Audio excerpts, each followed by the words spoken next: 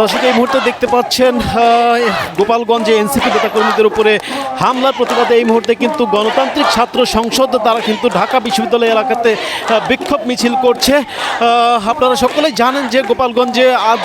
NCP নেতাকর্মীরা তারা যে পথসভা করতে গিয়েছিল সেই পথসভায় কিন্তু ছাত্রলীগ, যুবলীগ, স্বেচ্ছাসেবক লীগ তারা কিন্তু হামলা করে এবং তাদের উপরে হামলার প্রতিবাদ কিন্তু আজ বাংলাদেশের প্রতিটি ছাত্র সংগঠন, বিশেষ করে জুলাই যোদ্ধারা যারা জুলাই পরবর্তী যোদ্ধা যারা সেই জুলাই অংশগ্রহণ করেছিল তারা কিন্তু ফুঁসে উঠেছে এবং তারা কিন্তু বিক্ষোভ মিছিল করছে, তারা কিন্তু প্রতিবাদ জানাচ্ছে এবং প্রশাসনের যে দুর্বলতা এবং প্রশাসন যে নীরব ভূমিকায় ছিল তার প্রতিবাদ কিন্তু তারা জানাচ্ছে এবং তারা কিন্তু অন্তর্বর্তীকালীন সরকারকে তারা কিন্তু তিরস্কার জানাচ্ছে। তারা কিন্তু বলছে যে সরকার এক্ষেত্রে জুলাই যোদ্ধাদের নিরাপত্তা দিতে ব্যর্থ হয়েছে।